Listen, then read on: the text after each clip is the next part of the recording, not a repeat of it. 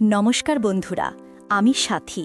আমার জীবনের এক অদ্ভুত এবং গোপন অধ্যায় আজ আপনাদের সাথে শেয়ার করতে এসেছি, যা হয়তো সমাজের চোখে পাপ, কিন্তু আমার হৃদয়ের কাছে এক অনিবার্য সত্য।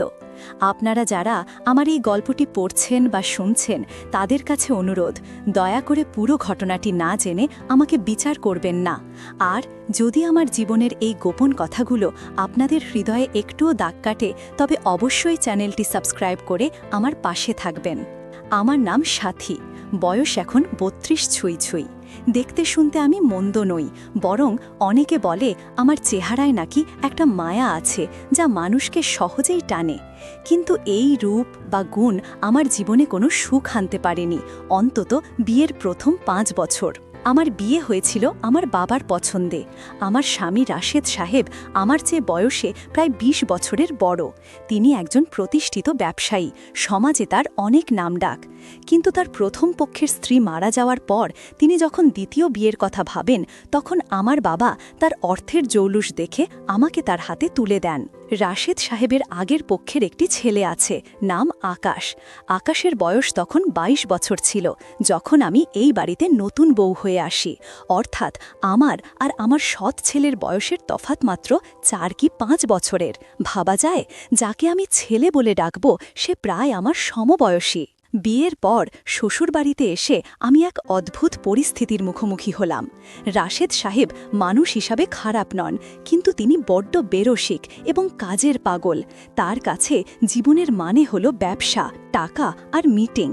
আমার মতো কম বয়সী একটা মেয়ের যে শারীরিক বা মানসিক চাহিদা থাকতে পারে বা তার একটু ভালোবাসার দরকার হতে পারে, সেটা বোঝার মতো মন বা সময় কোনোটাই তার ছিল না। সারা দিন তিনি বাইরে থাকতেন, আর রাতে যখন ফিরতেন তখন এতটাই ক্লান্ত থাকতেন যে খেয়ে দেয়ে ঘুমিয়ে পড়তেন। আমাদের দাম্পত্য জীবন ছিল কেবল নামে মাত্র। একই বিছানায় শুয়েও আমাদের মধ্যে যেন যোজন যোজন দূরত্ব ছিল। আমি অনুভব করতাম এক তীব্র একাকিত্ব। একটা বিশাল বড় ডুপ্লেক্স বাড়ি, কাজের লোক গিজগিজ করছে, কিন্তু আমার কথা বলার মতো কেউ নেই। এই নিঃসঙ্গ জীবনে আমার একমাত্র স্বস্তির জায়গা হয়ে উঠেছিল আকাশ। আকাশ তখন ভার্সিটিতে মাস্টার্স করছে। ছেলেটা বড্ড শান্ত আর ভদ্র। প্রথম ও আমাকে নতুন মা বা ছোট মা বলে ডাকতে খুব ইতস্তত বোধ করত। আমিও ওকে ঠিক ছেলে হিসাবে মেনে নিতে পারতাম না, কারণ বয়সের এই স্বল্প ব্যবধান। ও আমাকে আন্টি বলে ডাকত, আমিও সেটাতেই সায় দিয়েছিলাম। আকাশের সাথে আমার সম্পর্কটা শুরুতে ছিল খুব আনুষ্ঠানিক। ও সকালে নাস্তা করে বেরিয়ে যেত আর বিকেলে ফিরত। কিন্তু আস্তে আস্তে আমাদের মধ্যে বন্ধুত্বের একটা সম্পর্ক গড়ে উঠল।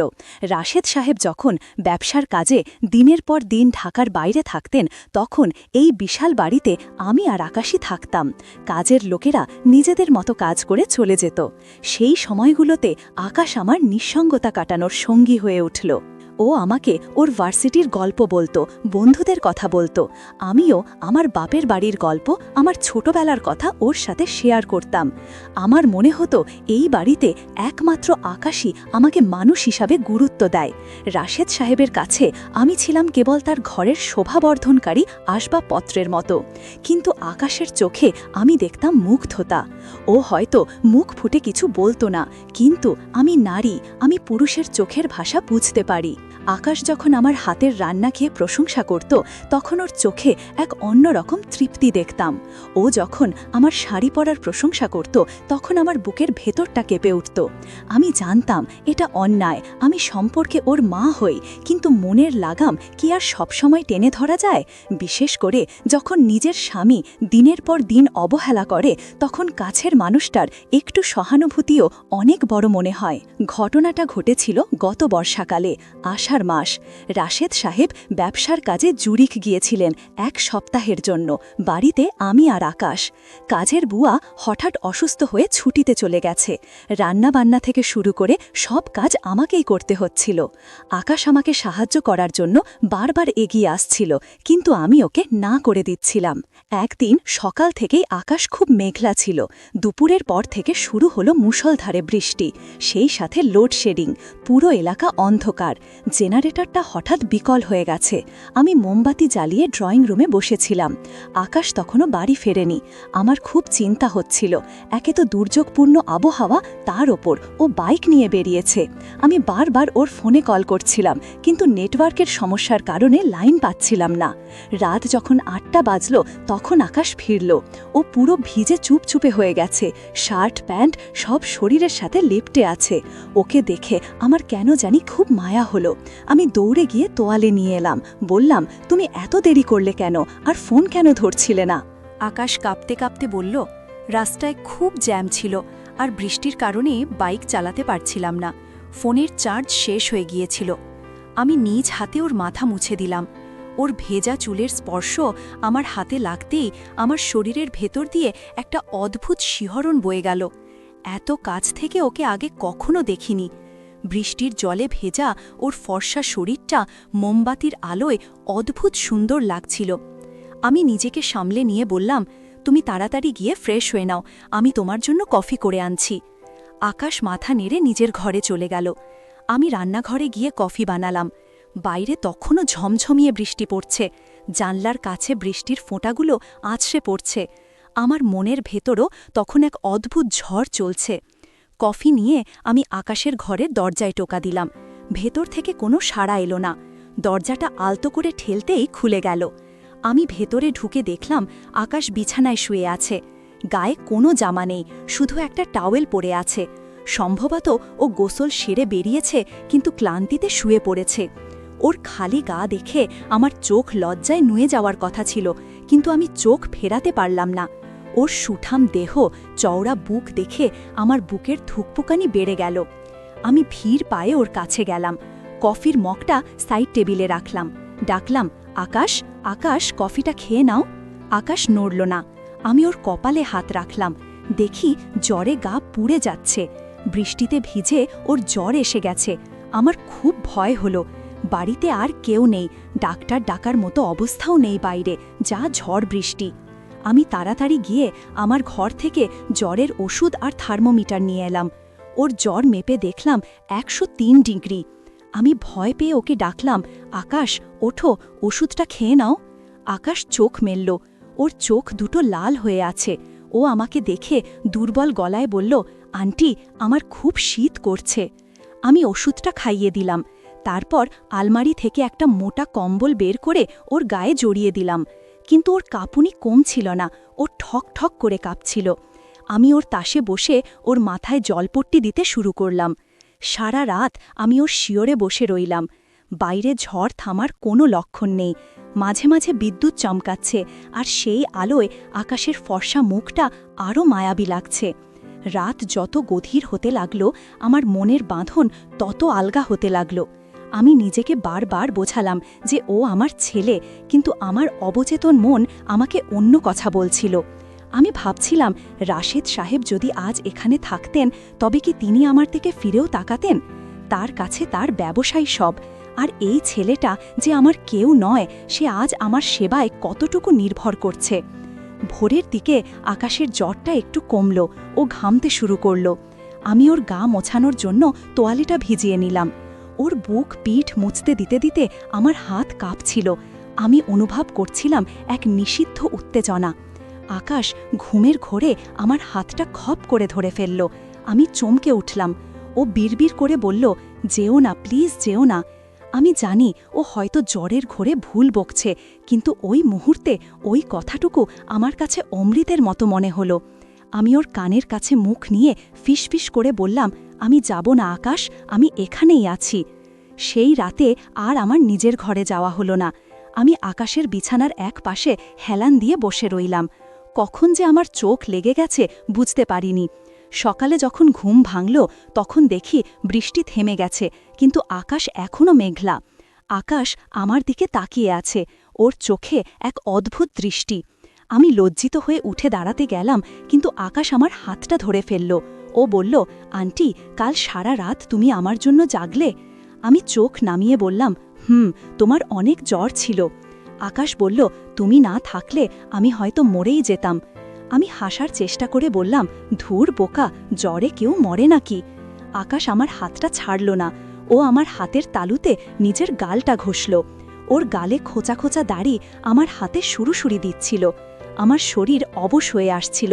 আমি বললাম, আকাশ ছাড়ো, আমাকে নাস্তা বানাতে হবে। আকাশ বলল, আর একটু থাকো না প্লিজ, আমার খুব ভালো লাগছে। এই আবদারটুকু আমি ফেলতে পারলাম না।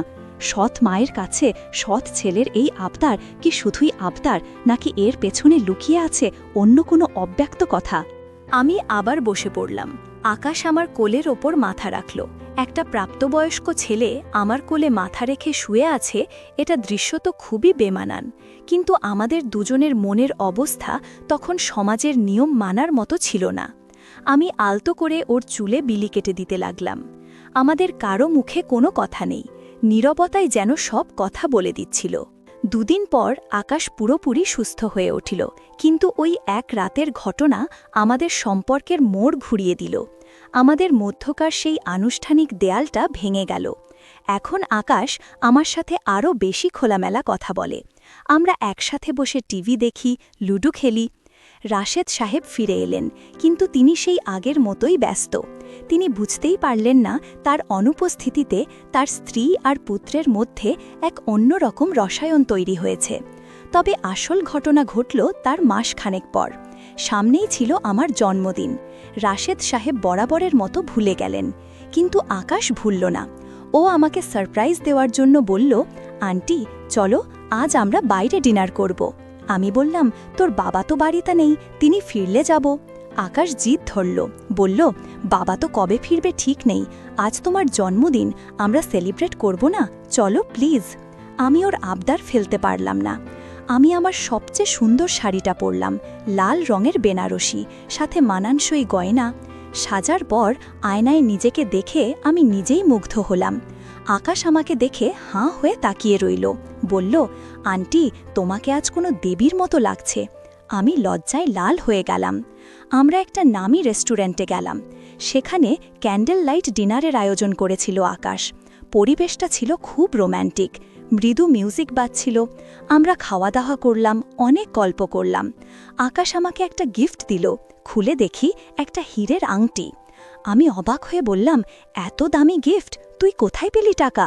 আকাশ হাসল, বলল, বাবার কার্ড থেকেই কিনেছি, কিন্তু পছন্দটা আমার। তুমি কি রাগ করলে? আমি বললাম, না, রাগ করব কেন, খুব সুন্দর হয়েছে।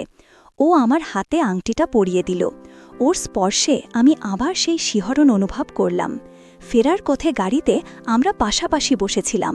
ড্রাইভার গাড়ি চালাচ্ছিল। আকাশ হঠাৎ আমার হাতটা ধরল। আমি চমকে ওর দিকে তাকালাম। ও বলল, আন্টি একটা কথা বলবো? আমি বললাম, বল। ও বলল, তুমি কি সুখী?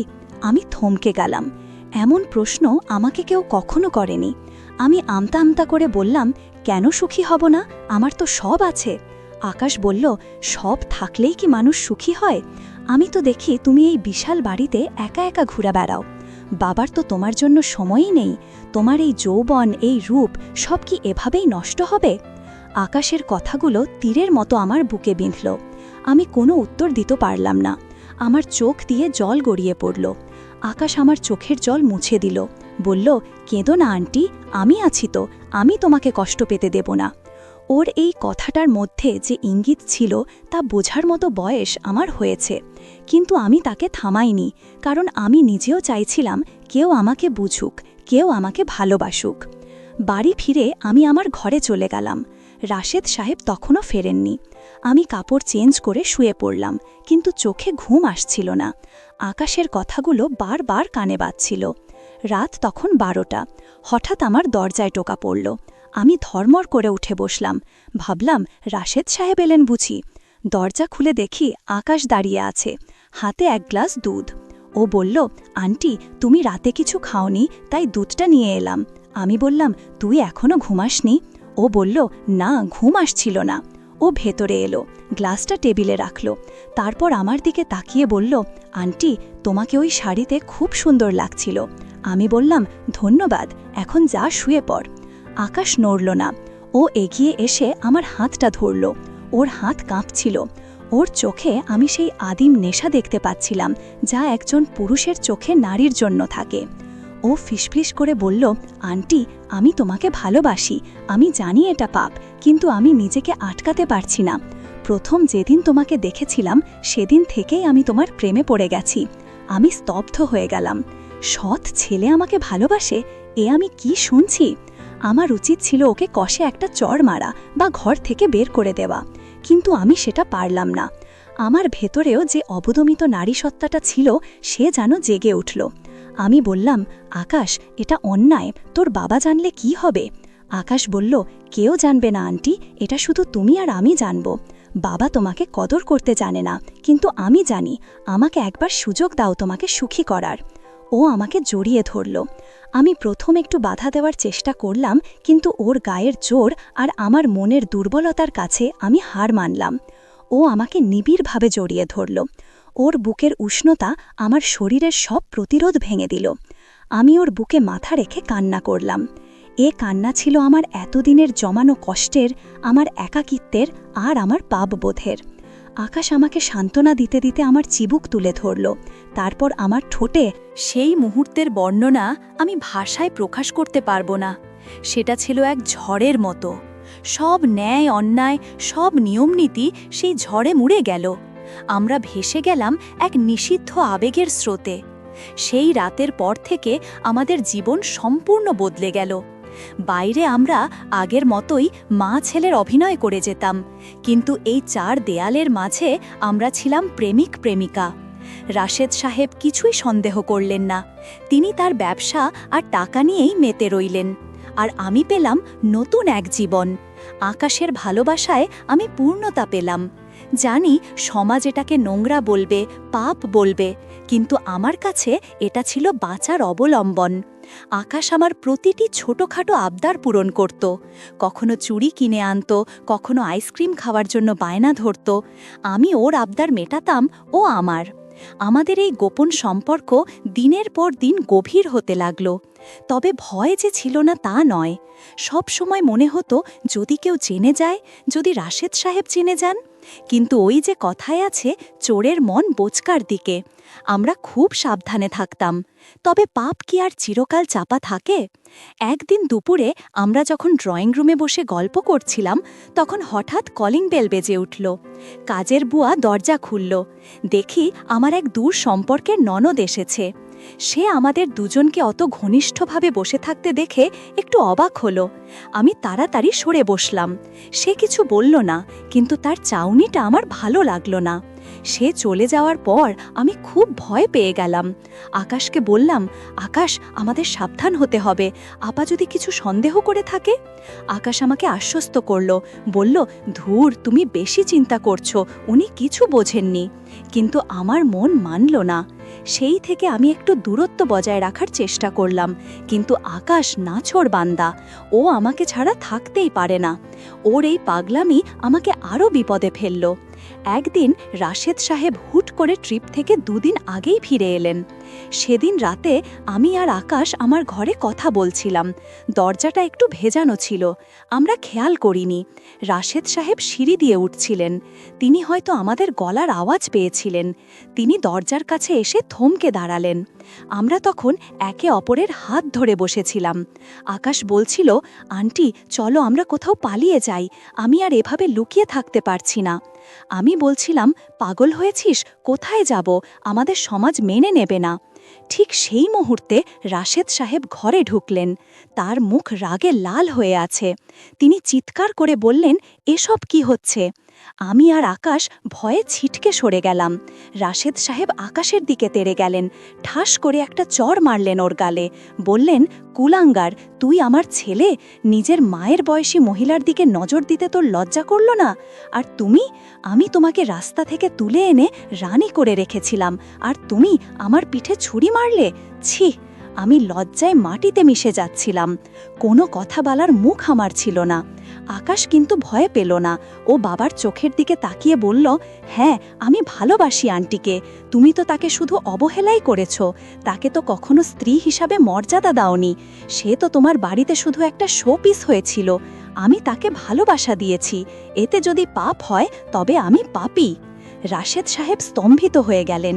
ছেলের মুখে এমন কথা তিনি আশা করেননি। তিনি বুকে হাত দিয়ে বসে পড়লেন। তার হার্টের সমস্যা ছিল। আমরা দুজনেই ভয় পেয়ে গেলাম। দৌড়ে গেলাম তার কাছে। আকাশ বলল, বাবা, তুমি ঠিক আছো? রাশেদ সাহেব আমাদের হাত সরিয়ে দিলেন। বললেন, দূর হ আমার সামনে থেকে, তোদের মুখ আমি দেখতে চাই না। কাল সকালেই তোরা এই বাড়ি থেকে বেরিয়ে যাবি। আমি আমার উকিলকে ফোন করে সব ব্যবস্থা করছি। সেই রাতটা ছিল আমাদের জীবনের সবচেয়ে বিভীষিকাময় রাত। রাশেদ সাহেব নিজের ঘরে দরজা বন্ধ করে নিলেন। আমি আর আকাশ ড্রয়িং রুমে বসে রইলাম। কি করব, কোথায় যাব, কিছুই বুঝতে পারছিলাম না। আকাশ বলল, আন্টি, তুমি চিন্তা করো না, আমি আছি তো। আমরা নতুন করে শুরু করব। আমার জমানো কিছু টাকা আছে, আর আমি একটা চাকরিও পেয়ে যাব। আমরা ছোট একটা বাসা ভাড়া করে থাকব। আমি ওর সাহসে অবাক হলাম। এই বয়সে ও এত বড় সিদ্ধান্ত নিচ্ছে শুধু আমার জন্য।